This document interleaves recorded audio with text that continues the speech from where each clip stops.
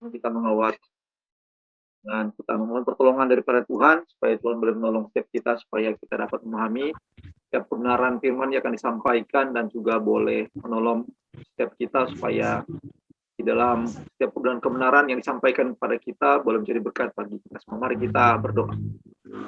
Bapa di surga, kami bersyukur pada malam hari ini. Mungkin sebagian kami sangat sibuk, bahkan juga di dalam segala kesibukan kami ada kesempatan lagi bagi kami untuk terus belajar akan kebenaran firman-Mu. Kami berdoa kiranya setelah kami tetap terus belajar akan kebenaran firman-Mu, kiranya ini tidak berikan rasa jenuh bagi kami, namun kiranya ketika kami terus belajar akan kebenaran firman-Mu, ini boleh terus senantiasa mendorong kami, memotivasi kami untuk semakin hari hidup serupa dengan Kristus.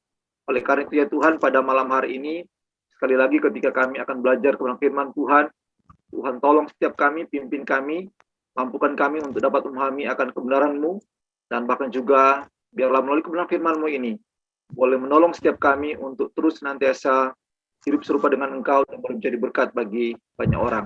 Terima kasih ya Tuhan, ini doa kami, di dalam nama Tuhan kami Yesus Kristus, kami berdoa dan kami bersyukur. Amin. Nah, baik Bapak Ibu, saya akan coba share screen terlebih dahulu. Ya, apakah share screen saya bisa dilihat? Bisa contoh. Oke, makasih. Ya, pada malam hari ini kita akan bersama-sama belajar akan satu tokoh yaitu Hudson Taylor, dan saya kira pembahasan studi tokoh kita bukan hanya malam hari ini, nanti juga di dalam beberapa minggu ke depan kita masih akan tetap membahas beberapa tokoh yang berkaitan dengan pelayanan penginjilan begitu ya, yaitu berkaitan tentang misionari. Nah, pada malam hari ini merupakan satu malam yang istimewa sebetulnya ya, ketika kita beberapa hari yang lalu merayakan Imlek, dan pada malam hari ini kita bahas langsung tentang Hudson Taylor gitu ya.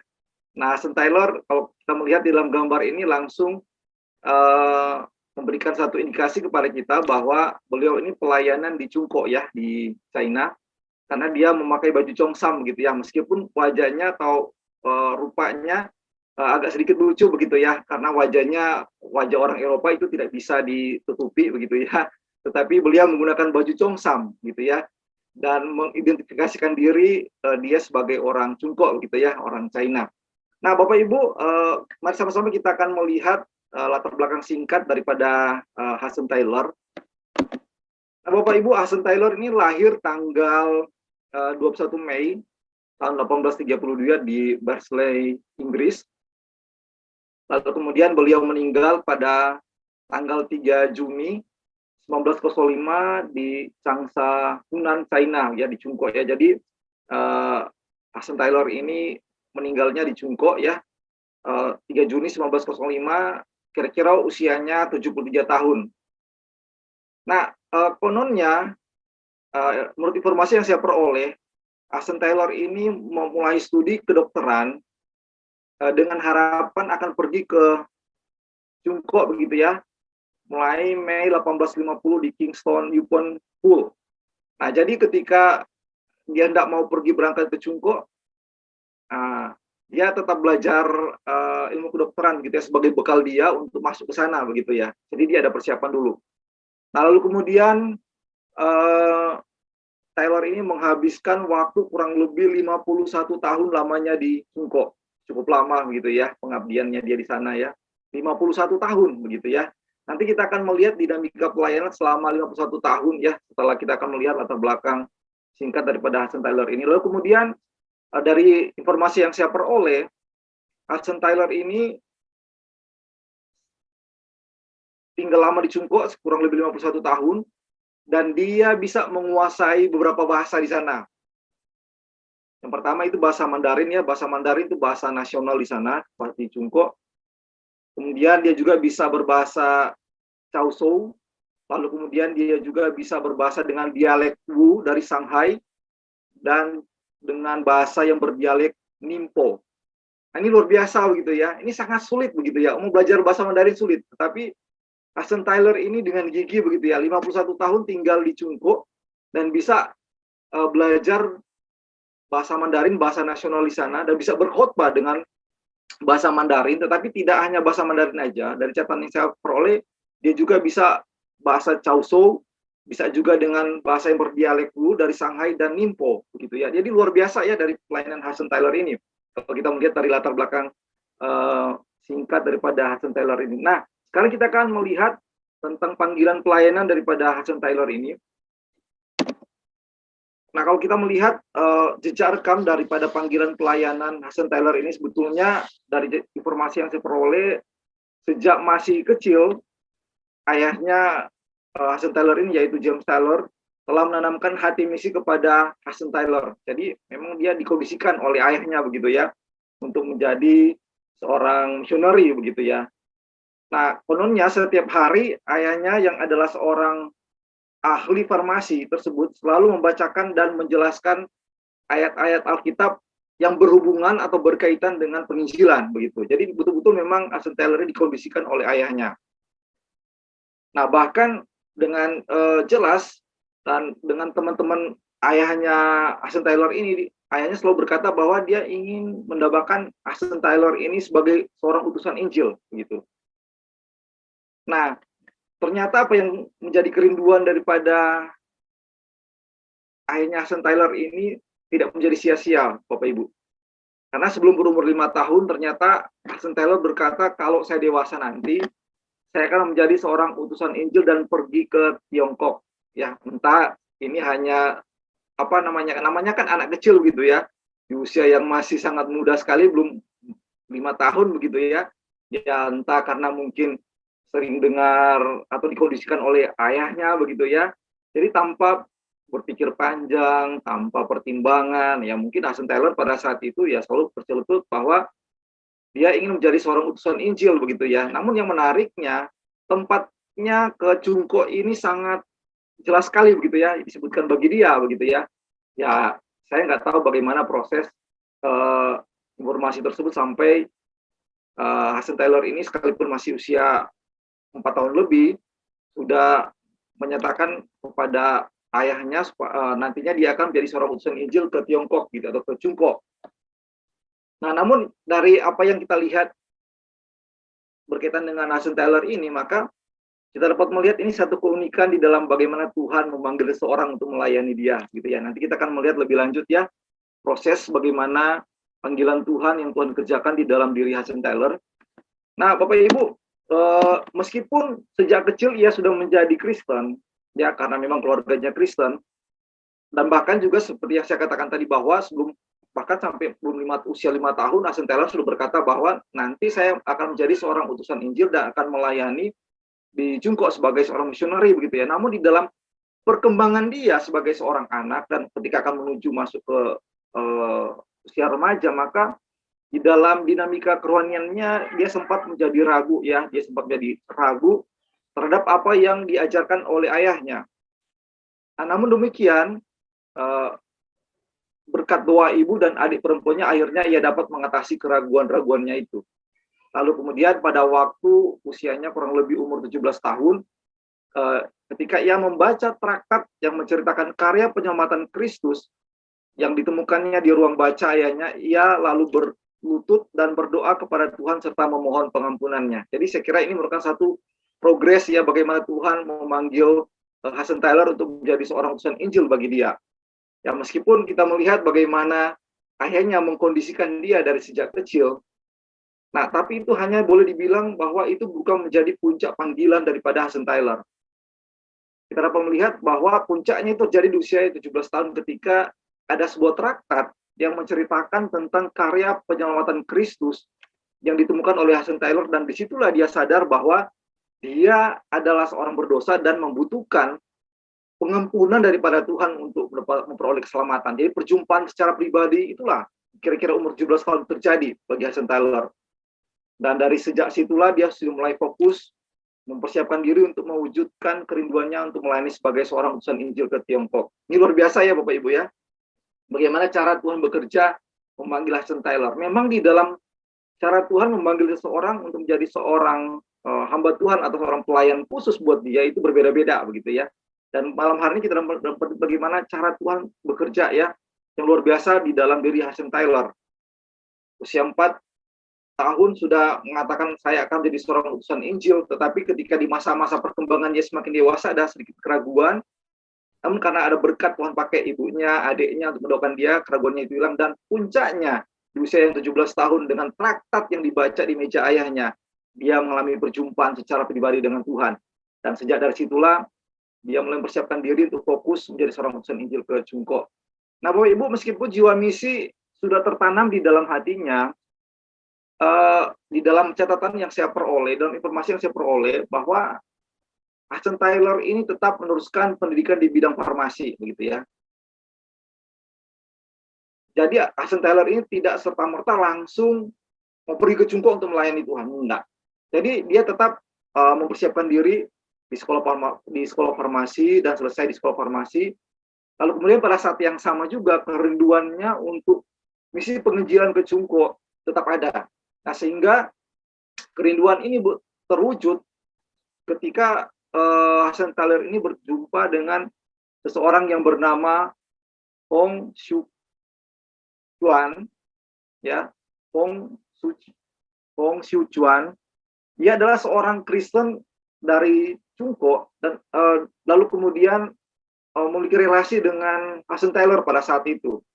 Nah, dari sejak situlah ketika dia berjumpa dengan Hong Xiuquan ini, maka ini merupakan satu momen di mana Chinese Evangelization Society pada saat itu yang mensponsori Hudson Taylor untuk belajar farmasi karena nantinya dia akan kirim ke Cungko. Ini merupakan satu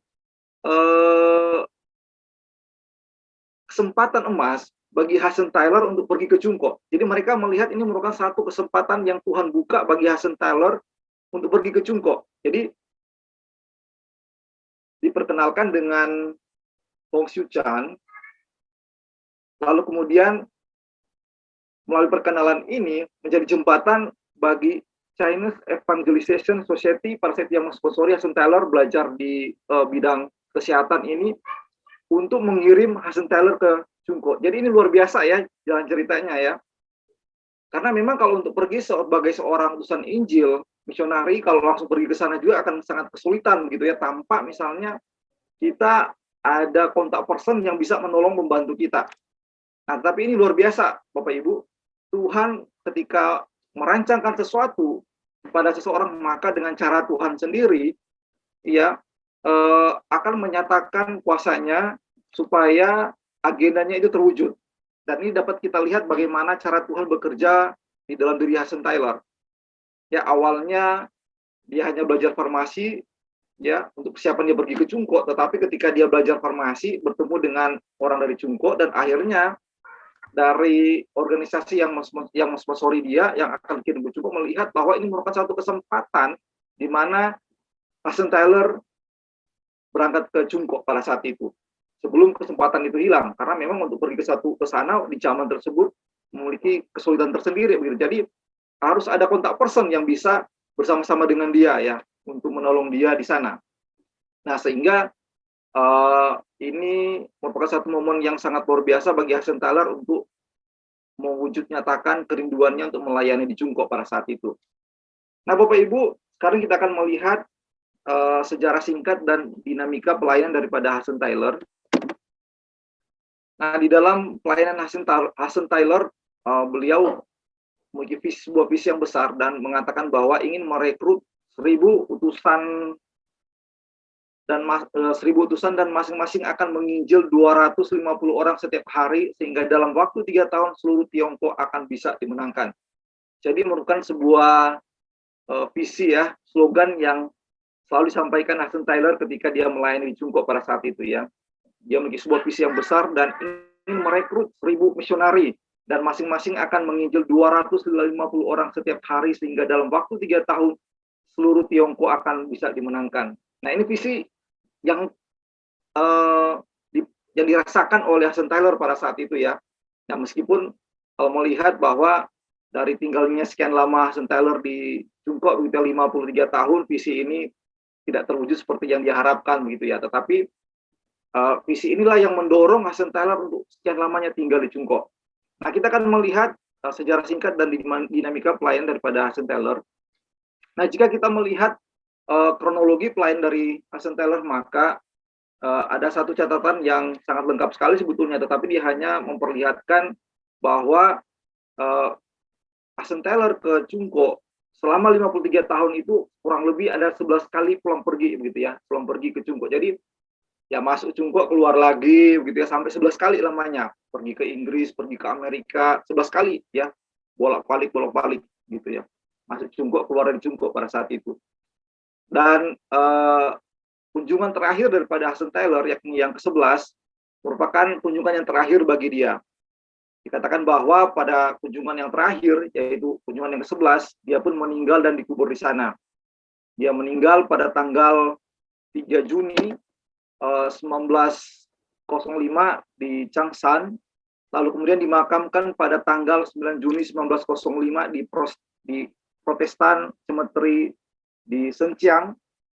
Dan kalau kita melihat di dalam informasi yang saya peroleh untuk saat ini nggak ada lagi, tetapi pada saat itu mulai ada kebijakan daripada pemerintah untuk melarang kekristenan dan melenyapkan hal-hal yang berkaitan dengan kekristenan, maka makam daripada Hudson Taylor yang pertamanya dimakamkan di Protestan Cemetery di Shenyang itu diangkat lalu kemudian dipindahkan ke salah satu gereja lokal di Shenyang. Dan itu terjadi pada tanggal 28 Agustus 2013. Jadi informasi ini kalau menurut saya ini masih sangat fresh begitu ya. Jadi belum terlalu lama dengan kita. Nah lalu kemudian Taylor, kalau kita melihat di dalam perkembangan pelayanannya, awal kali Taylor melakukan perjalanan ke Tiongkok itu pada bulan September 1853 dan tiba di Shanghai pada awal musim semi tahun 1854. Jadi ini merupakan pertama kali perjalanan Taylor ke Cungko, dan diceritakan di dalam kisah perjalanan Taylor ke Cungko pun itu tidak mudah. Nah, satu kali kapalnya berlayar ya dari Inggris lalu kemudian melewati daerah Australia dan kandas di daerah Papua Nugini pada saat itu. Kandas di sana karena ada karam yang tidak tahu oleh kapten pada saat itu sehingga perahunya menabrak karang pada saat itu. Dan ketika peristiwa itu terjadi merupakan masa-masa yang menakutkan bagi Hudson Taylor dan para orang-orang yang ikut dengan dia untuk melayani Cungko pada saat itu. Namun dengan gigi dan tetap percaya bahwa Tuhan menolong pada saat itu, Hudson Taylor berdoa dan pada akhirnya dengan cara Tuhan sendiri ya, dengan cara Tuhan sendiri dan dengan mujizat Tuhan, maka akhirnya kapal itu boleh dapat melanjutkan perjalanan sehingga sampai di Shanghai pada tahun 1854. Nah, bagi Taylor sendiri ketika sampai di Shanghai atau di Cungko, maka dia melihat dengan berbagai adat istiadat masyarakat di sana, dia melihat bahwa ini merupakan sebuah tantangan tersendiri bagi dia. Dan saya merasa bahwa ini merupakan satu hal yang wajar begitu ya, karena Hudson Taylor kan besarnya di Eropa, sedangkan pada saat itu dia tiba di daerah Asia begitu ya, dengan kental dengan budaya-budaya Asia. Nah, jadi ketika Hudson Taylor pertama kali tiba di Cungko pada saat itu, maka Hudson Taylor melihat bahwa ini merupakan tantangan sendiri bagi dia. Selain itu juga ketika Hudson Taylor baru pertama kali tiba di Cungko, maka dia juga mengalami pergumulan-pergumulan ya ketika pertama kali tiba di Cungko ya, tentu beradaptasi begitu ya, dan bahkan juga dia kaget ternyata di Cungko pada saat itu, di Shanghai pada saat itu biaya hidupnya sangat mahal. Jadi harga bahan-bahan makanan dan harga kebutuhan hari-hari gitu ya itu sangat mahal, sehingga dia pun juga mengalami krisis keuangan pada saat itu ketika baru pertama kali tiba di Cungko. Nah, jadi bukan saja dia merasa bahwa ini merupakan satu tempat yang asing, budaya yang asing, dengan kebiasaan-kebiasaan yang asing bagi dia. Tetapi ketika dia baru pertama kali tiba di sana, dia merasa bahwa segala kebutuhan-kebutuhan pun sangat mahal bagi dia. Sehingga ini merupakan menambah beban juga tersendiri bagi dia. Nah, namun karena hatinya memang ingin melayani di sana, maka dia terus berusaha untuk menyesuaikan diri dengan berbagai perbedaan-perbedaan yang ada di sana begitu ya. Dia mulai menyesuaikan diri dengan bahasa setempat, yang sempat membuatnya awalnya itu tertekan begitu ya, karena kan harus ya berkomunikasi dengan bahasa yang berbeda begitu ya. Karena ketika dia tiba di Cungko pada saat itu tentu dia bahasa Mandarinnya belum bagus gitu ya, mungkin ada tahu sedikit-sedikit ya begitu ya. Nah, namun inilah yang dirasakan oleh Hudson Taylor pada saat itu begitu dia tiba pertama kali di Cungko ya begitu ya. Jadi ada rasa tertekan, tetapi sekali lagi karena dia merasa bahwa memang panggilannya untuk melayani di sana, maka dengan iman dan kepercayaan yang kuat kepada Tuhan, pada akhirnya dia bisa mengatasi tantangannya ketika dia pertama kali datang di Cungko. Dan kononnya ketika dia di tengah-tengah ya tantangan yang sedemikian, tentu dia ada rasa stres gitu ya, stres, pusing gitu ya, menghadapi orang pun juga sulit berkomunikasi, paling bisanya ya beberapa mungkin berkomunikasi dengan bahasa-bahasa isyarat begitu ya, belum bisa fasih berkomunikasi di satu dengan yang lainnya pada saat itu. Katanya dia mencoba untuk menghilangkan rasa stresnya, tertekannya dengan menyalurkan hobinya mengoleksi serangga dan tanaman ya pada saat itu. Jadi Tuhan pakai juga cara yang kecil demikian untuk menghibur Hudson Taylor ya ketika baru pertama kali tiba di Cungko dan masih sangat sulit untuk beradaptasi dengan budaya di sana, dengan bahasa di sana, bahkan juga dengan cara hidup di sana yang sangat mahal begitu ya.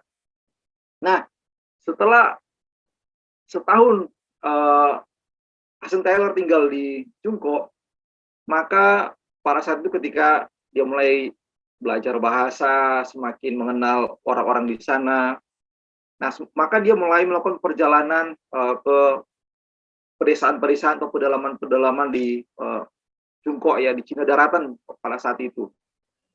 Dan di dalam dia melakukan pelayanan ini seringkali kebanyakan dia melakukannya sendiri begitu ya. Itu luar biasa ya. Di tengah-tengah situasi budaya yang berbeda dengan bahasa yang berbeda, orang-orang yang berbeda, dia pergi ke pedalaman dan kebanyakan dia pergi sendiri begitu ya. Tapi memang nggak selalu sendiri, tapi kebanyakan pelayanannya dia pergi sendiri.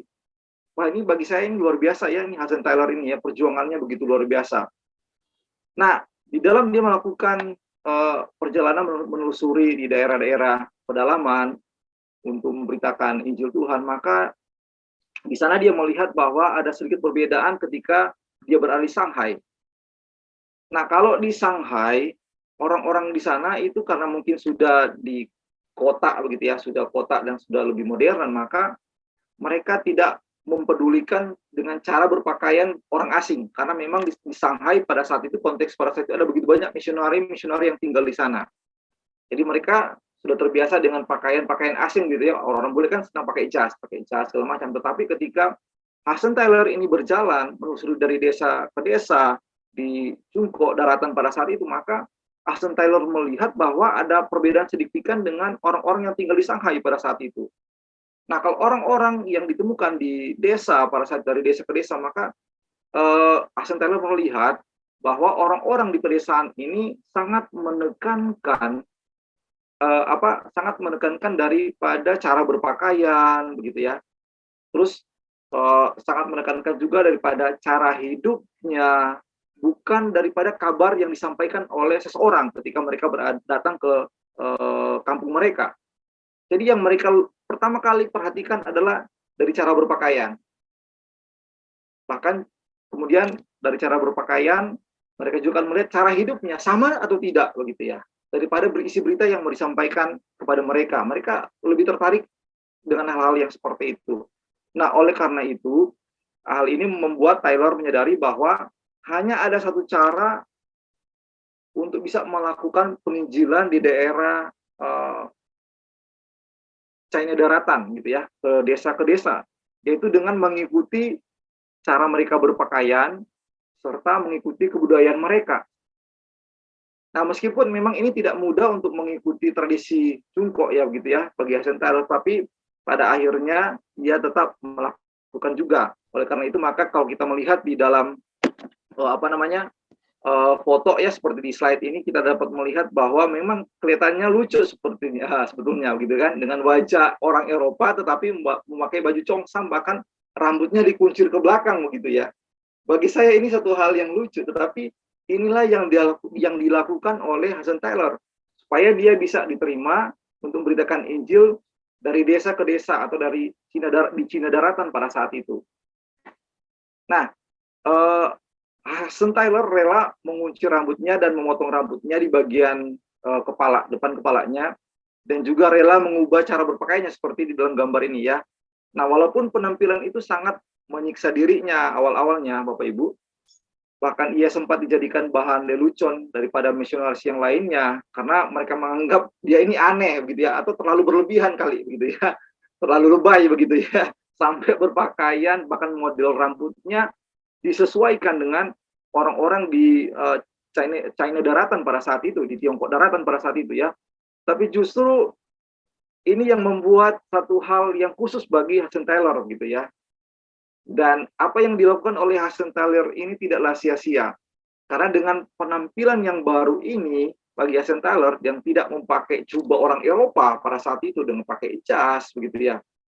Dan gaya-gaya pakaian orang Eropa dan cara hidup orang Eropa, nah maka dia lebih efektif untuk melayani melakukan perjalanan penginjilan ke seluruh Cina daratan pada saat itu, atau di Cungkok pada saat itu. Ini menjadi satu hal yang sangat efektif bagi dia, karena dia bisa lebih diterima begitu di sana. Jadi dia mulai melakukan perjalanan dari satu kampung ke kampung yang lain, dari desa ke desa yang lain gitu ya, melewati pegunungan ke pegunungan yang lain, dan dia diterima. Dan ini menjadi satu hal yang sangat efektif bagi dia, ya, untuk melakukan pelayanan penginjilan pada saat itu. Dan selain itu, sebetulnya bukan hanya sekedar supaya dia bisa diterima. Ini Hudson Taylor merasa bahwa dengan berpakaian yang seperti itu, congsam seperti di dalam slide, maka itu merupakan satu hal juga yang sangat cocok bagi dia di iklim orang-orang Cungkok di sana.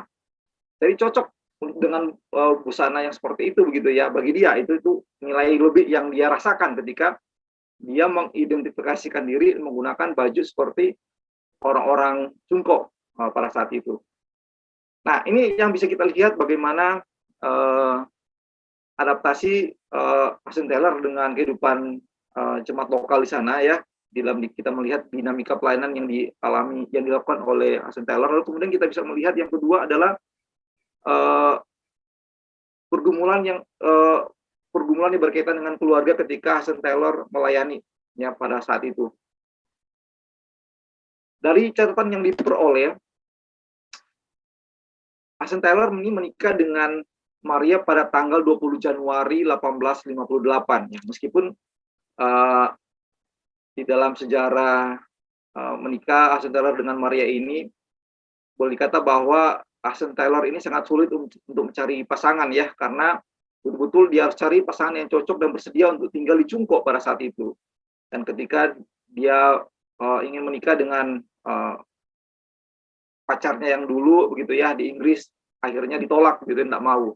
Lalu kemudian bertemu juga dengan temannya juga tidak mau. Nah, akhirnya bertemu dengan Maria yang tinggal juga sebagai seorang misionari juga di Cungkok, dan akhirnya mereka menikah pada tanggal 20 Januari 1858. Lalu kemudian pada tahun 1868, rumah yang dipergunakan sebagai tempat penginjilan Taylor di Yangzhou dirusak dan dibakar. Nah, ini pergumulan yang dialami oleh Taylor bersama dengan keluarga pada saat itu, dan bahkan dari catatan yang diperoleh pada saat itu hampir menewaskan misionari-misionari yang lain, utusan-utusan Injil yang lain ya, bahkan bersama dengan Maria dan anak-anaknya pada saat itu. Jadi hampir menewaskan anak-anaknya, istrinya, dan bahkan juga para pengikutnya yang melayani di Cungkok pada saat itu. Nah, ini merupakan satu hal yang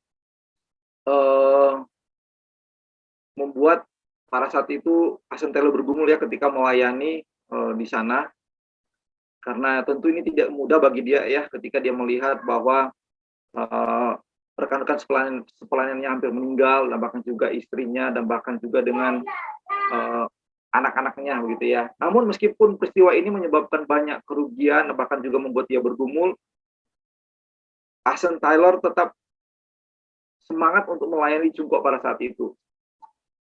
Karena dia merasa memang panggilannya untuk melayani di sana. Jadi peristiwa itu tidak memudarkan dia untuk tetap setia melayani di Cungko, gitu ya. Nah, namun setelah dia mengalami peristiwa tersebut, ada juga satu peristiwa yang juga membuat dia sangat bergumul pada saat itu, ya. Ketika sebelumnya rumahnya dibakar, ya, rumah tempat pelayannya dibakar dan hampir menewaskan anak istrinya dan rekan-rekan sepelayan yang lain. Beberapa waktu kemudian istrinya meninggal, ya, istrinya meninggal, lalu kemudian juga dia menghadapi dan melihat sendiri anaknya yang pertama meninggal, lalu kemudian bayinya juga, anak bayinya juga meninggal. Wah, itu membuat dia merasa sangat terpukul, Bapak Ibu. Awalnya sempat membuat dia sedih, ya, tapi tetap semangat, ya. Karena dia merasa bahwa panggilannya tetap melayani di sana. Namun ketika peristiwa ini terjadi, ini betul-betul membuat Hudson Taylor itu lebih bergumul lagi pada saat itu. Nah, apakah benar-benar saya dipanggil Tuhan untuk melayani di sana? Di dalam pergumulan Hudson Taylor pada saat itu. Karena dia mengalami kematian, karena dia melihat kematian yang berturut-turut di dalam anggota keluarganya sendiri. Yang pertama, anaknya yang paling besar meninggal, anaknya Samuel meninggal yang berumur kurang lebih 5 tahun, lalu kemudian adiknya Samuel yang masih bayi juga meninggal 2 minggu kemudian, lalu kemudian beberapa hari kemudian istrinya Maria juga ikut pun meninggal. Ini betul-betul membuat Hudson Taylor bergumul pada saat itu. Dan dia sangat-sangat merasa kehilangan pada saat itu. Dan seperti saya katakan tadi bahwa sempat dia bertanya bahwa apakah memang saya memang benar-benar dipanggil Tuhan untuk melayani di sana pada saat itu. Dan hampir memudarkan niatnya untuk melayani terus di Cungko pada saat itu. Nah, namun dengan kondisi yang demikian, pada akhirnya Hudson Taylor pergi ke satu tempat yang lainnya di daerah Cungko pada saat itu, yaitu di Hangzhou, dan pada akhirnya dia menenangkan diri di sana, lalu kemudian bertemu dengan Jenny Paulding, rekan misionari yang awalnya juga bersama-sama dengan mereka ketika mereka melakukan perjalanan pelayanan ke Cungko pada saat itu. Lalu kemudian beberapa waktu kemudian, pada akhirnya Hudson Taylor dan Jenny ini pun ikut pada akhirnya pun menikah, ya, karena memang pada saat itu Hudson Taylor merasa bahwa dia sangat membutuhkan seorang teman untuk menolong dia di dalam pelayanan yang dia lakukan di sana pada saat itu. Nah, kemudian pada akhirnya setahun kemudian Taylor menikah dengan Jenny Paulding di Inggris, dan lalu kemudian pada tahun 1872, ya, kemudian pada tahun 1872 Hudson Taylor bersama Jenny kembali ke Cungko bersama dengan para utusan yang jumlahnya lebih banyak lagi. Nah, jadi ketika peristiwa kematian daripada istri pertamanya dan kedua anaknya membuat Hudson Taylor terpukul dan merasa bahwa dia ingin meninggalkan pelayanannya pada saat itu. Namun beberapa waktu kemudian Tuhan mempertemukan dia dengan Jenny, lalu kemudian mereka menikah, lalu kemudian mereka ke Inggris, lalu menikah di sana, lalu kemudian panggilan pelayanan itu datang lagi kepada Hudson Taylor untuk tetap melayani Cungko dengan Jenny pada saat itu.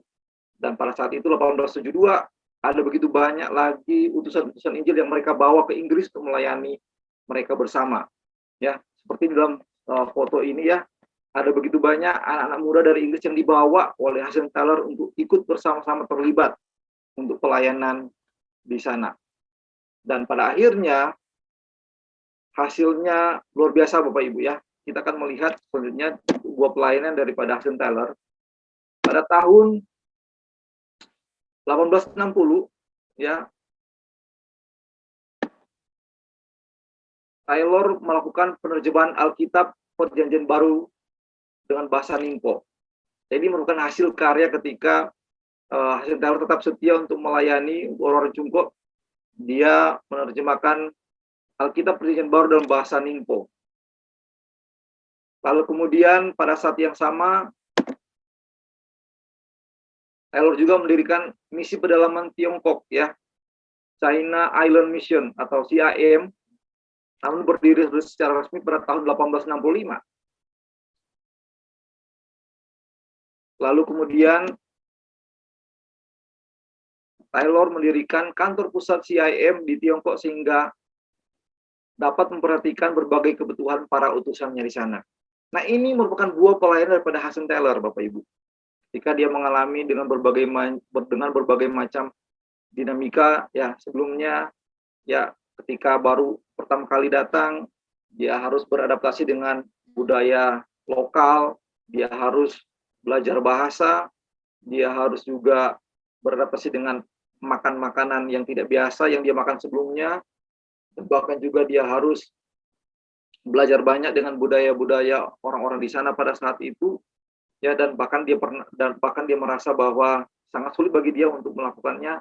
Namun ketika dia bisa melewati semuanya itu, dia juga pun mengalami bagaimana istrinya meninggal, anak-anaknya pun juga meninggal, rumahnya sempat dibakar pada saat itu, membuat dia bergumul, namun dia tetap setia dan pada akhirnya dia menghasilkan pelayanan yang sangat manis.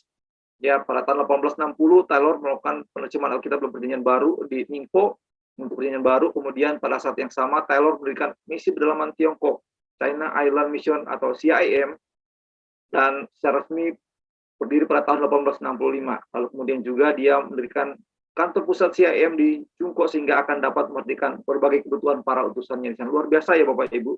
Lalu kemudian kalau kita melihat sejarah selanjutnya, pada tahun 1882 CIM berhasil masuk ke setiap provinsi di Chungko, dan pada tahun 1895 ketika CIM berulang tahun ke-30 mereka telah memiliki lebih dari 640 utusan yang mengabdikan hidup mereka di Chungko untuk mengabarkan Injil Tuhan. Luar biasa ya. Ini satu hasil pelayanan yang luar biasa daripada Hudson Taylor ketika dia sebenarnya telah melewati berbagai dinamika pelayanan sebelumnya. Ada buah pelayanan yang luar biasa yang dia nikmati dan bahkan dia lihat sendiri ya. Pada tahun 1882 CIM berhasil masuk ke setiap provinsi di Chungko, dan pada tahun 1895 ketika CIM berulang tahun ke-300 mereka telah memiliki lebih 640 misioneri yang mengabdikan diri untuk pelayanan di sana. Dan dari beberapa informasi yang lain yang saya peroleh mengatakan bahwa ketika tahun-tahun terakhir abad ke-19 yang menjadi periode yang penuh tekanan dan ketidakstabilan bagi pekebaran Injil di Chungko pada saat itu, dan ketika di sana terjadi pergolakan yang sangat besar sekali ya, jadi tekanan modernisasi dan terutama pengaruh negara barat itu berbenturan dengan tradisi dan ketidaksukaan terhadap orang-orang asing pada saat itu, maka terjadi sebuah peristiwa berdarah pada bulan Juni tahun 1900 yang kita kenal dengan pemberontakan Boxer, dan ini merupakan catatan sejarah kelam bagi orang-orang Chungko ya.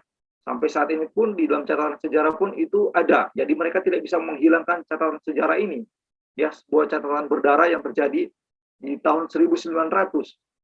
Ya, jadi di mana pada tahun 1900 ini di dalam pemberontakan Boxer ini terjadi pembunuhan terhadap orang-orang asing dan pemberantasan terhadap kekristenan.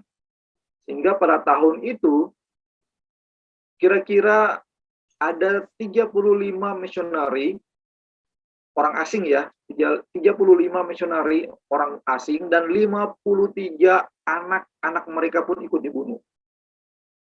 Jadi bukan hanya para misionarinya atau hanya orang dewasa, tetapi anak-anaknya pun ikut dibunuh ya, menjadi martir oleh karena Injil. Dan 53 anak pun meninggal pada saat itu ketika terjadi pemberontakan Boxer pada saat itu. Nah, ini merupakan sebuah catatan kelam ya di dalam sejarah pekebaran Injil di Chungko. Dan ketika Taylor melihat peristiwa itu, pada saat itu memang Taylor tidak ada di Chungko, dia berada di Swiss karena alasan kesehatan. Itu membuatnya sangat terpukul sekali, membuat dia itu sangat sedih sekali. Sehingga pada tahun 1902 Hudson Taylor mengundurkan diri dari jabatannya sebagai pemimpin utama CIM. Jadi dengan peristiwa tersebut sangat memukul dia, yang membuat dia sangat sedih sekali, karena dia kehilangan rekan-rekan pelayanan para hamba Tuhan yang melayani dengan setia di Chungko, ya, dan bahkan juga bukan hanya rekan-rekan hamba Tuhan yang yang meninggal, tapi juga dengan keluarganya ikut pun meninggal pada saat itu. Jadi membuat dia sangat terpukul sekali pada saat itu, sehingga pada akhirnya dia mengundurkan diri di tahun 1902. Nah, namun ketika dia mengundurkan diri dan dia tidak lagi menjadi seorang pemimpin utama di CIM, Taylor pada akhirnya tetap melakukan kunjungan terakhirnya di Cungko pada saat itu, dan Taylor meninggal dalam kunjungan yang terakhir pada saat itu. Yang seperti yang saya katakan di awal, bahwa dia meninggal di dalam kunjungan yang 11 setelah peristiwa dari berdarah, peristiwa berdarah pemberontakan Boxer di tahun 1900. Ya, akhirnya Taylor melakukan perjalanan ke sana setelah dia mengundurkan diri, dan pada akhirnya dia meninggal di sana. Namun satu hal yang menarik, Bapak Ibu, setelah Taylor meninggal, ternyata CIM ini, ya, lembaga misi yang didirikan oleh Hudson Taylor ini untuk Cungko masih terus berkembang. Dan pada tahun 1914, CIM menjadi badan misi terbesar di dunia. Nah, ini yang luar biasa, Bapak Ibu, yang perlu kita ingat. Jadi sepeninggalnya Hudson Taylor, ya, CIM masih terus berkembang, dan pada tahun 1914 CIM menjadi badan misi terbesar di dunia. Dan puncaknya pada tahun 1934 CIM memiliki utusan sebanyak 1.368 orang yang mengabdikan diri melayani di Cungko pada saat itu, pada tahun 1934. Dan pada tahun 1964, CIM berganti nama menjadi Persekutuan Misionari Asing, The Overseas Missionary Fellowship atau OMF pada saat ini. Bahkan OMF pada saat ini masih ada dan menjadi sebuah badan misi terbesar di dunia, karena mereka bukan hanya sekedar melayani di Cungko, tetapi juga mereka melayani negara-negara yang ada di Asia. Jadi mereka dengan tetap setia membina, mengumpulkan orang-orang yang setia di dalam pekebaran Injil Tuhan, dan mereka mengutus negara-negara yang membutuhkan para misionari di negara-negara Asia yang ada sampai pada saat ini. Jadi lembaga misi terbesar di dunia OMF, dan sampai saat ini mereka tetap terus giat mengirimkan para hamba Tuhan, para misionari untuk tetap terus melayani atau memberitakan Injil di berbagai pelosok dunia. Nah, Bapak Ibu, sekarang kita akan melihat beberapa prinsip pelayanan CIM atau OMF yang dibangun oleh Hudson Taylor, ya. Pertama CIM, ya, karena awalnya CIM baru kemudian berubah menjadi OMF. Jadi kita akan melihat bagaimana cara Hudson Taylor ini mengatur atau memanage organisasi CIM yang dibentuk pada saat itu melayani di Cungko. Nah, yang pertama ada beberapa hal yang sangat penting yang bisa kita lihat di dalam pelayanan organisasi yang dibentuk oleh Hudson Taylor ini, yaitu CIM ini. Yang pertama adalah bagi Hudson Taylor, CIM ini bersifat interdenominasi.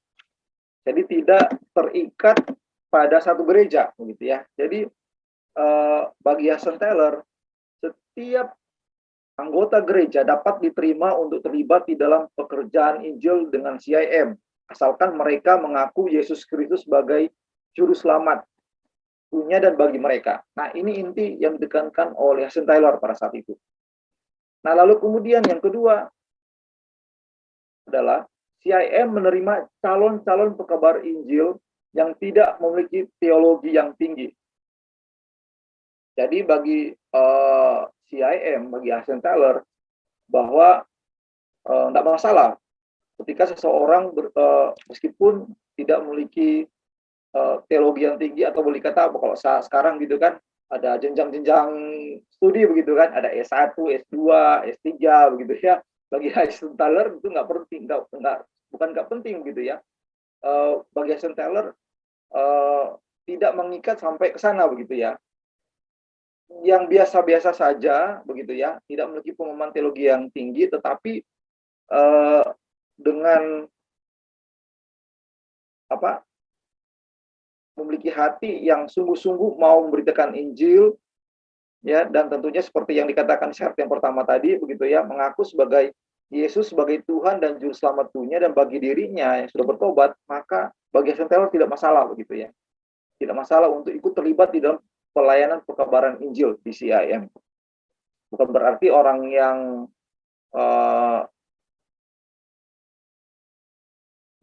terpelajar gitu ya, tidak dilibatkan juga oleh Hudson Taylor, enggak ya, ikut juga dilibatkan, tetapi bila mana ada orang-orang yang bersedia untuk ikut pekabaran Injil yang tidak memiliki teologi tinggi, bagi Hudson Taylor tidak masalah. Ya lebih bagus ya orang-orang yang belajar gitu ya, terpelajar gitu ya. Ya lebih bagus lagi begitu kan. Bisa dipakai lebih efektif di ladang pelayanan. Nah, lalu kemudian yang ketiga adalah prinsip pelayanan dari CIM. Pemimpin usaha pekabaran Injil harus berada di Cungkok, bukan di Inggris. Nah, ini sangat ditekankan oleh Hudson Taylor karena memang seorang usaha pekabaran Injil ini lebih efektif kalau mereka berada di sana, karena mereka akan memperhatikan segala kebutuhan-kebutuhan yang dibutuhkan di sana. Bahkan juga mereka akan lebih cepat merespon ya untuk perkembangan pelayanan dan situasi pelayanan yang ada di sana pada saat itu. Jadi bagi CIM, pemimpin usaha pekabaran ini harus berada di Cungkok, bukan di Inggris. Nah, lalu kemudian yang keempat, para utusan CIM harus berpakaian Tionghoa dan sejauh mungkin hidup seperti orang-orang di sana serta mengidentifikasikan diri dengan budaya lokal. Nah, jadi CIM ini atau Hudson Taylor ini sangat menekankan sekali kontekstualisasi ya di dalam pekabaran Injil. Ya, bukan berarti ketika kita melakukan kontekstualisasi semua budaya-budaya yang tidak berkenan firman Tuhan itu diterima juga, bukan, tetapi hal-hal yang sifatnya umum, yang general, nah harus menjadi sama seperti orang-orang di sana pada saat itu ya, dan bahkan mengidentifikasikan diri dengan budaya lokal, kearifan lokal. Jadi supaya lebih efektif dan lebih diterima oleh masyarakat di sana ya ketika kita melakukan mereka melakukan pelayanan pada saat itu. Nah, lalu kemudian yang terakhir adalah pekabaran Injil harus mempunyai jangkauan yang luas, yaitu seluruh daerah Tiongkok. Jadi ketika seseorang bergabung dengan CIM, maka jangkauan pelayanan Injil itu bukan hanya di daerah-daerah tertentu. Mereka juga harus siap sedia itu dirotasi atau dipindah-pindah begitu ya, supaya bisa menjangkau seluruh daerah Cungkok yang memang membutuhkan kabar Injil pada saat itu. Ya, terutama daerah-daerah yang barangkali yang belum tersentuh, maka harus siap ya, orang-orang yang bergabung dengan CIM itu harus siap untuk dikirim ke sana begitu. Nah, ini merupakan beberapa prinsip pelayanan dari China Island Mission atau CIM yang dibentuk oleh Hudson Taylor gitu, yang sekarang belum menjadi OMF. Atau kalau setelah perubahan sekarang seperti ini lagi, tapi dasar yang dibangun oleh Hudson Taylor seperti ini awal-awalnya ya. Nah, lalu kemudian yang paling terakhir, apa yang kita bisa pelajari dari kisah pelayanan dari Hudson Taylor ini? Nah, Bapak Ibu, paling tidak ada beberapa hal yang bisa kita pelajari dari pelayanan Hudson Taylor ini. Yang pertama adalah pelayanan Hudson Taylor ini adalah pelayanan yang digerakkan oleh kasih kepada mereka yang belum mendengar Injil. Dan dari sejarah tadi ya, dan bahkan dinamika pelayanan panggilan daripada Hudson Taylor, saya dapat melihat bahwa Hudson Taylor ini ya ketika dia hendak melayani ke Cungkok, maka ada satu perasaan di dalam hatinya yang menaruh belas kasihan pada mereka yang belum percaya, bagi orang yang belum percaya di sana. Sehingga inilah yang menggerakkan dia untuk terlibat di dalam pelayanan misionari ke Cungkok. Dan bukan juga hal yang sama yang pernah Yesus ajarkan di dalam Matius 9 ayat 36. Kita yang melihat orang-orang yang terus berbondong-bondong mengikuti dia mengatakan bahwa Matius mencatat bahwa Tuhan Yesus melihat orang banyak itu, tergeraklah hati Yesus oleh belas kasihan kepada mereka karena mereka lelah dan terlantar seperti domba yang tidak bergembala. Jadi inilah yang menjadi dasar landasan daripada pelayanan Hudson Taylor pada saat itu. Lalu kemudian yang kedua, Bapak Ibu, yang bisa kita pelajari dari sejarah pelayanan Hudson Taylor ini, pelayanan yang dilakukan oleh Hudson Taylor adalah pelayanan yang berkontekstual. Ya, seperti yang disampaikan tadi begitu ya, ketika dia sampai di Cungkok, dia belajar bahasa di sana, bahkan dia bisa berbahasa Mandarin dan bisa beberapa bahasa dialek ya, bahasa dialek atau bahasa lokal ya, bahasa lokal yang ada di sana, dan dia bisa berkhotbah dengan bahasa Mandarin dan beberapa bahasa lokal di sana. Jadi dia berkontekstualisasi ya. Terus rambutnya juga dikuncir, depannya dia dibotakin sedikit gitu ya, pakai baju congsam. Jadi dia mengidentifikasikan diri dengan orang-orang di sana pada saat itu. Dan bukankah juga hal yang sama kita bisa temukan di dalam 1 Korintus 9 ayat 20. Paulus mengatakan bahwa demikianlah bagi orang Yahudi, aku menjadi seperti orang Yahudi, supaya aku memenangkan orang-orang Yahudi. Ya, tapi bukan berarti sekali lagi ya, hal-hal yang bertentangan dengan Alkitab kita pun ikut ya, seperti yang mereka lakukan. Bukan, tapi hal-hal yang sepertinya tidak bertentangan dengan Alkitab dan firman Tuhan, maka tidak masalah. Ya, kita berkontekstualisasi menjadi sama seperti mereka. Demi untuk membuat mereka percaya atau menerima Injil Kristus. Lalu kemudian yang ketiga, pelajaran yang ketiga bisa kita pelajari daripada kisah pelayan Hudson Taylor ini adalah pelayanannya adalah sebuah pelayanan yang berdedikasi tinggi. Dan hal inilah yang membuat Hudson Taylor itu mengakhiri hidupnya di dalam masa pelayanan. Di dalam perjalanannya yang ke-11 dia pun meninggal di Cungko dan dikuburkan di sana, tidak dibawa pulang ke Inggris. Ya, ini mengingatkan dengan Filipi 1 ayat 21, karena bagiku hidup adalah Kristus dan mati adalah keuntungan. Jadi bagi Hudson Taylor, karena hidupnya baginya hidup adalah Kristus, maka ketika dia mati di dalam Kristus adalah merupakan sebuah keuntungan bagi dia. Maka dari itu mau mati dimanapun tidak menjadi masalah bagi Hudson Taylor. Ketika dia mengakhiri hidupnya, dia pun mengakhiri di medan pertempuran, di medan pelayanan yang dia kerjakan, yaitu di Cungko, bahkan dikubur di sana. Lalu kemudian yang keempat, hal yang keempat yang bisa kita pelajari dari kisah pelayanan daripada Hudson Taylor ini, di dalam pelayanan selalu ada tantangan. Ya, kita dapat melihat bagaimana tantangan demi tantangan yang dialami oleh Hudson Taylor tadi, begitu ya. Dia harus beradaptasi dengan budaya lokal, dia harus beradaptasi dengan kearifan budaya lokal, gitu, bahkan harus mengidentifikasi diri dengan orang-orang di sana, gitu, yang tentunya membutuhkan pengorbanan dan perjuangan bagi Hudson Taylor. Baik dari segi harus belajar bahasa, lalu kemudian dia juga harus rela ditertawakan oleh orang-orang rekan sepelayanan karena menganggap lebay begitu ya, harus memakai baju congsam, gayanya juga menjadi gaya seperti orang-orang di sana. Dan kita juga dapat melihat di dalam sejarah pelayanan dari Hudson Taylor, rumah tempat pelayanannya dibakar, bahkan istrinya Maria pun yang pertama meninggal, anaknya juga ikut meninggal. Ini dialami oleh Hudson Taylor di dalam pelayanan. Tetapi ini mengingatkan kepada kita semua yang pelayanan bahwa di dalam sebuah pelayanan itu selalu ada tantangan. Dan bukankah di dalam Matius 16 ayat 24 Tuhan berkata bahwa setiap orang yang mau mengikut aku, ia harus menyangkal dirinya, memikul salibnya, dan mengikut aku. Jadi ini harus kita ingat baik-baik ya, Bapak Ibu. Di dalam pelayanan itu selalu ada tantangan. Nggak ada di dalam pelayanan itu nggak ada tantangan. Selalu ada tantangan.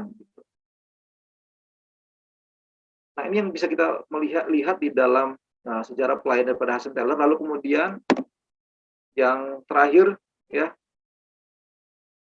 untuk mengakhiri pembinaan saya pada malam hari ini, kita harus melihat di dalam segala pelayanan kita sama seperti apa yang disampaikan oleh Norman Vincent begitu ya. Dia mengatakan bahwa the test of life are not to break you but to make you. Jadi ujian di dalam hidup kita itu tidak membuat kita, bukan untuk menghancurkan kita, tetapi justru itu membentuk kita.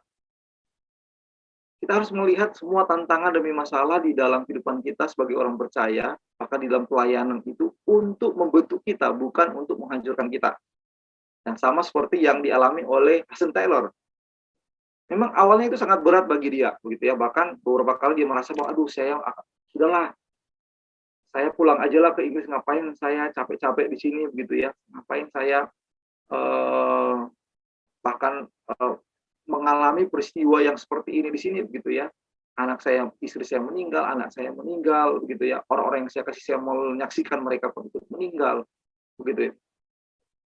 Nah, tetapi Hudson Taylor melihat bahwa inilah merupakan sebuah hal yang Tuhan izinkan terjadi bagi dia supaya dia lebih maju lagi di dalam pelayanan. Sehingga pada akhirnya kita menyaksikan bahwa pelayanan Hudson Taylor itu begitu luar biasa ya. Untuk pelayanan penginjilan Hudson Taylor sangat berjasa sekali sampai saat ini. Nah, Bapak Ibu, biarlah apa yang kita bahas pada malam hari ini boleh memberkati kita semua dan boleh menolong kita semua untuk semakin semangat lagi untuk melayani Tuhan. Saya akhiri presentasi saya sampai di sini. Silakan kalau misalnya ada yang mau bertanya atau mau menyampaikan kesaksian, boleh silakan. Ya, dipersilakan Bapak Ibu. Jika ada yang mau bertanya atau mungkin mau bersaksi begitu boleh juga. Ya, sebentar ya, ada yang di kolom chat. Saya baca dulu ya. Ada pertanyaan di kolom chat. Ini ada sekali bertanya 4. Nah, jadi ini harus satu persatu ya. Saya harus identifikasi dulu pertanyaannya. Halo Contau, bolehkah bertanya? Boleh, gitu kan. Apa yang membuat Hudson Taylor mau membuat visi yang sangat besar itu? Lalu kemudian yang kedua, visinya Hudson Taylor itu sudah tercapai atau belum? Seluruh penduduk China terinjili, jika belum di mana salahnya? A. Apakah visi yang terlalu besar? B. Apakah kurang konsisten? C. Ataukah visi itu bukan milik Tuhan? Bagaimanakah kita sebagai anak Tuhan membuat visi? Nah, saya jawab satu persatu ini ya, karena ini berkaitan semuanya pertanyaannya. Kita mulai dari pertanyaan yang pertama. Apa yang membuat Hudson Taylor mau membuat visi yang sangat besar? Nah, kalau kita melihat di dalam sejarah pelayanan Hudson Taylor, maka kenapa sampai Hudson Taylor memiliki visi yang begitu besar dengan orang-orang di Cungko? Yang pertama adalah karena kasih dia, ya, karena kasih dia terhadap orang-orang di sana yang masih banyak belum mendengarkan Injil Tuhan. Nah, ini yang pertama, dorongan itulah yang membuat dia memiliki visi yang sangat besar itu. Ya, sehingga dia mengatakan tadi ya, sebentar ya, saya melihat apa yang disampaikan oleh Hudson Taylor tadi ya, ingin merekrut 1.000 utusan dan masing-masing akan menginjili 250 orang setiap hari, sehingga dalam waktu 3 tahun seluruh Tiongkok akan bisa dimenangkan. Nah, saya melihat bahwa ya yang terakhir tadi ya, pelayanan dilakukan oleh Hudson Taylor itu pelayanan digerakkan oleh kasih-kasih ya, yang begitu besar dalam hatinya melihat begitu banyak orang-orang di Cungko pada saat itu yang belum mengenal Tuhan. Sehingga dorongan itulah yang membuat dia memiliki visi yang begitu besar ya, visi yang besar ini ya. Lalu kemudian yang kedua, pertanyaan yang kedua adalah visinya Hudson Taylor itu sudah tercapai atau belum? Seluruh penduduk China terinjili, jika belum di mana salahnya? Nah, pertanyaan kedua ya sudah terjawab langsung, sudah dibilang belum tercapai, ya memang belum tercapai begitu ya. Karena memang dalam pembahasan kita tadi, begitu ya, divisinya dia mengatakan bahwa ingin merekrut 1.000 utusan dan masing-masing akan menginjili 250 setiap hari, sehingga dalam waktu 3 tahun seluruh Tiongkok, gitu ya, akan bisa dimenangkan. Kita aja melihat dalam sejarah pelayanan Hudson Taylor, dia tinggal di Cungko itu kurang lebih 53 tahun lamanya, mengabdikan diri pelayanan di sana, gitu ya. Jadi visinya ini tidak langsung seperti yang dia bayangkan, gitu ya. Selama 3 tahun, ya, seluruh Tiongkok sudah bisa dimenangkan. Dan bahkan sampai pada hari ini, ada begitu banyak orang-orang di Cungko itu yang belum percaya pada Tuhan. Nah, bahkan perkembangan kekristenan sendiri di Cungko itu dihambat sampai pada saat ini. Meskipun ada berita bahwa begitu banyaknya pada saat ini orang-orang di Cungko itu menjadi percaya kepada Tuhan. Ada begitu banyak, tetapi gerakan mereka seperti gereja tanah begitu ya. Karena sebelum saya melayani di sini, ada beberapa juga informasi yang saya peroleh dari rekan sepelayan di Bandung yang melayani juga di Cungko, bahkan punya sekolah teologi di Taiwan, dan mereka sangat konsen dengan pelayanan di sana. Mereka mengatakan bahwa kondisi kekristenan di sana sebetulnya sangat miris sekali. Jadi sangat-sangat ditekan oleh pemerintah. Jadi khotbah pun harus ada isi khotbah pun itu harus disampaikan terlebih dahulu ke pemerintah, dibaca oleh pemerintah, baru bisa disampaikan kepada jemaat. Itu kalau gereja resmi ya yang diakui oleh pemerintah. Jadi sampai ke sana. Jadi kalau tidak itu gereja ya dirobohkan, dihancurkan oleh pemerintah sampai saat ini. Sehingga ada begitu banyak orang-orang Kristen di sana ibadahnya diam-diam begitu ya. Kalau nyanyi pun katanya juga itu nyanyi dalam hati gitu ya, sampai segitu ya, nyanyi dalam hati. Jadi kita boleh bersyukur ya Bapak Ibu, kita di Balikpapan di Indonesia masih secara luasa kita mengekspresikan iman kita, beribadah dengan bebas, bisa bernyanyi ya, dan bahkan bisa melakukan pelayanan demi pelayanan di gereja kita secara bebas. Tapi kalau di Cungko saat ini sangat sulit sekali begitu ya, kekristenan betul-betul tertekan sekali begitu ya. Nah, lanjut ke pertanyaan selanjutnya. Pertanyaan 3, jika belum, di mana salahnya? Apakah visi yang terlalu besar? Apakah kurang konsisten? Ataukah visi itu bukan milik Tuhan? Nah, ini kembali lagi begitu ya, dengan pergumulan daripada Hudson Taylor bahwa di dalam visi yang dia sampaikan itu merupakan sebuah dorongan bagi dia di dalam dia mengerjakan sebuah pelayanan begitu ya. Tetapi boleh dilihat bahwa apa yang dilakukan Hudson Taylor pada saat itu memberikan dampak yang luar biasa sampai pada saat ini.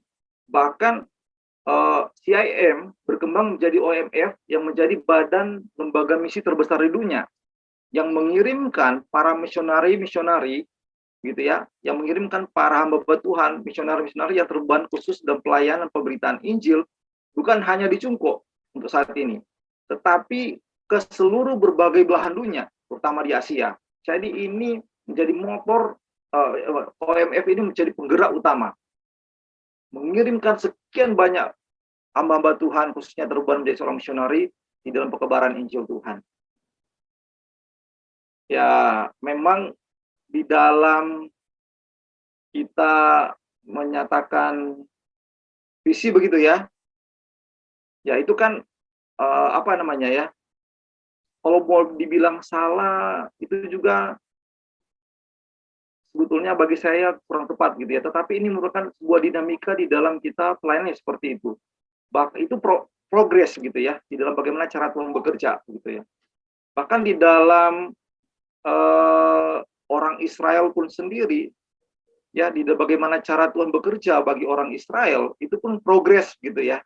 Jadi setahap demi setahap dan terus terjadi progres gitu ya. Dan saya rasa apa yang dilakukan oleh Hudson Taylor itu di dalam sebuah visi dia yang mengatakan bahwa merindukan orang Tiongkok itu bisa jadi percaya, itu bagi saya itu tidak salah begitu ya. Tidak salah, karena itu kan sebuah harapan dia, sebuah visi yang dia ingin kerjakan untuk orang-orang yang ada di Cungko. Dan kita memang harus sadari begitu kan, bahwa orang percaya itu tidak terlepas juga bagaimana cara Tuhan bekerja, gitu ya, membuat orang itu percaya. Jadi tidak semua pun juga, ya misalnya di Cungko itu menjadi orang Kristen 100%, enggak juga begitu kan.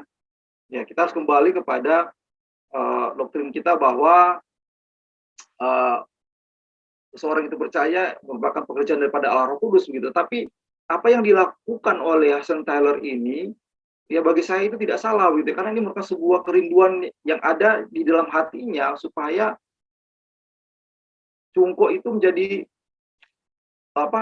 percaya pada Tuhan, meskipun sampai pada saat ini ya belum terwujud begitu ya, belum terwujud seperti apa yang dia inginkan begitu ya.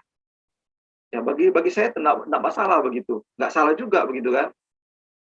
Karena kan ini merupakan sebuah proses gitu ya, terus berproses. Ya bersyukur ada begitu banyak orang Cungko sekarang itu percaya kepada Kristus gitu kan. Dan gereja pun berkembang meskipun sampai pada saat ini perkembangan gereja di sana ditekan oleh pemerintah. Nah, lalu kemudian lanjut ke pertanyaan nomor 4. Bagaimana kita sebagai anak Tuhan untuk membuat visi untuk pekerjaan Tuhan. A, yang pertama buat visi yang besar untuk Tuhan. Kemudian C, B, apakah bagaimanakah kita sebagai anak Tuhan? Ya, A, buat visi yang besar untuk Tuhan. B, buat visi yang semampu dan sebisa kita lah, begitu kan? Karena kalau di luar kemampuan kita, kan jadi nggak bisa kontrol gitu. Kalau kita buat visi semampu dan sebisa kita saja, supaya kita bisa lebih atur dan bisa lebih berkontrol begitu ya.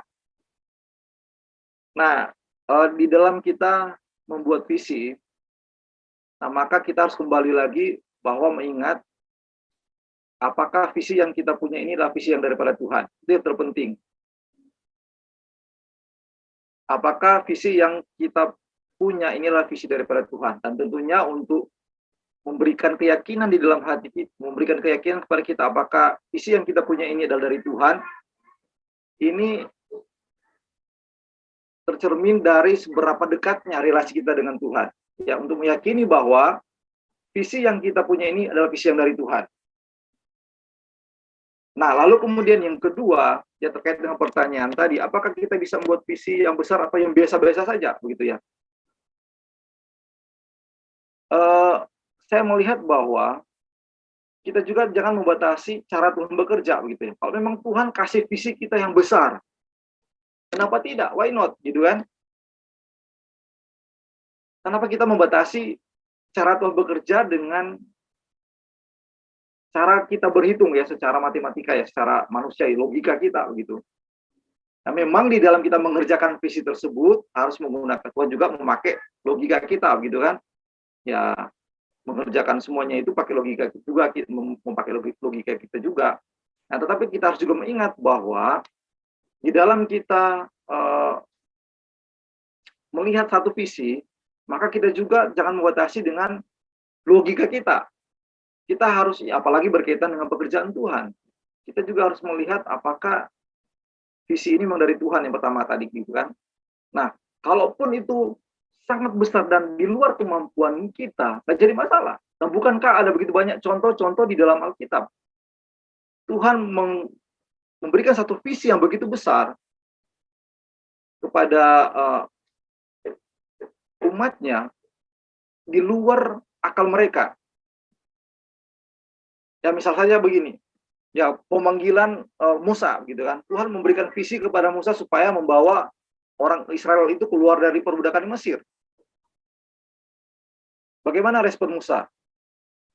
Ya Musa mengatakan itu suatu hal yang sangat besar bagi dia. Seukuran dia itu suatu hal yang tidak mampu untuk dia lakukan karena memang melampaui akal daripada kita manusia. Bagaimana Musa bisa membawa orang Israel di konteks zaman pada saat itu yang begitu banyak dan dibawa pemerintahan Firaun. Itu suatu hal yang sangat tidak mungkin secara manusia, bukan? Tetapi Tuhan menaruh visi ini kepada Musa. Dan Tuhan menyuruh Musa, tidak, engkau harus pergi ke Mesir dan sampaikan kepada tua-tua orang di Mesir bahwa aku akan mengeluarkan engkau dari tanah perbudakan ini menuju ke tanah perjanjian. Dan bukankah itu suatu hal yang di luar akal manusia, tetapi itu terjadi dan bangsa Israel bisa pulang ke tanah perjanjian. Jadi nggak masalah buat saya, gitu kan? Kita punya visi yang besar, asalkan memang itu visi dari Tuhan. Nah, bagaimana kita bisa meyakini bahwa itu visi dari Tuhan? Ya, tinggal tergantung bagaimana relasi kita dengan Tuhan, kedekatan kita dengan Tuhan. Itu akan memberikan kepekaan kepada kita, oh ini dari Tuhan. Kalau kita kurang relasi dengan Tuhan, dia sangat sulit bagi kita untuk menangkap bahwa ini visi dari Tuhan. Karena kita kurang relasi dengan Tuhan. Tapi kalau kita memiliki relasi yang sangat dekat dengan Tuhan, kepekaan itu akan muncul di dalam hati kita bahwa ini yang dari Tuhan. Dan tentu cara Tuhan juga bekerja, kadang-kadang juga Tuhan memakai orang lain gitu ya, mengkonfirmasikan bahwa ini visi dari saya. Gitu ya. Bisa dari rekan sepelayanan gitu kan, bisa siapa aja sih sebetulnya, tapi ya bisa dengan rekan-rekan pelayanan gitu ya, untuk mengkonfirmasi bahwa ini memang dari Tuhan yang harus kita kerjakan bersama-sama. Seperti itu. Tapi kalau tolak ukur kita visi dari Tuhan itu kita lakukan, janganlah yang besar-besar gitu kan. Kalau yang besar-besar kan sulit kita lakukan gitu kan. Yang gampang-gampang aja gitu kan, yang bisa kita lakukan kan lebih simpel begitu kan. Ya enggak juga begitu kan. Ya visi itu memang kalau memang dari Tuhan satu visi yang besar, satu hal yang tidak mungkin kita lakukan, tapi kalau dari Tuhan ya kenapa tidak. Banyak contoh-contoh di dalam Alkitab, ya satu hal yang tidak mungkin jadi mungkin terjadi gitu ya. Seperti yang saya contohkan tadi ya, berkaitan dengan Musa yang membawa orang Israel keluar dari tanah perbudakan di Mesir. Sebagai seorang Musa, dia mengatakan saya tak sanggup Tuhan. Tetapi cara Tuhan bekerja luar biasa begitu kan. Tuhan kasih visi yang besar kepada Musa, dan Tuhan sendirilah yang bekerja di dalam diri Musa, bukan?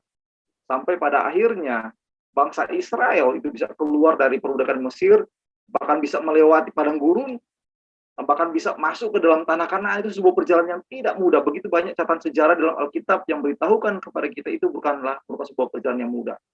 Tetapi pada akhirnya bangsa Israel bisa sampai ke tanah perjanjian. Meskipun Musa nggak masuk ke tanah perjanjian, tetapi visi yang Tuhan taruh kepada Musa tetap terlaksana.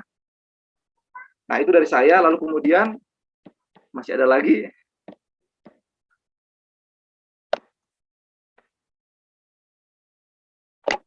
Bolehkah share perkataan terkenal dari Hudson Taylor?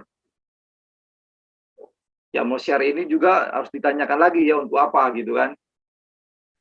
Untuk apa? Di-share untuk apa gitu kan. Mau ikut-ikutan sama Hudson Taylor ya jangan gitu kan. Karena panggilan setiap kita berbeda-beda. Visi yang Tuhan taruh kepada kita itu bisa beda-beda gitu kan. Tetapi kalau misalnya visi Hudson Taylor ini kita share istilahnya dengan tujuan supaya membakar semangat kita untuk melayani, memberitakan penginjil, bagi saya sih masih oke-oke aja sih ya.